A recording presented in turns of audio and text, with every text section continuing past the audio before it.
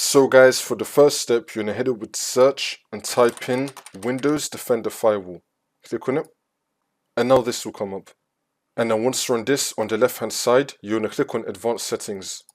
And then once this comes up, again on the left hand side, you're going to click on Inbound Rules.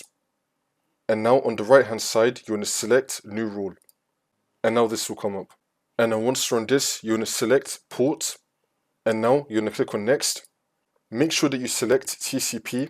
And now under this, make sure that you select specific local ports. Select this option right here. And now in this box right here, you're going to type in 1723. And then click on Next. And then once you're on this, you're going to keep this on Allow the Connection. And then click on Next. And you're going to tick all of this. And then click on Next.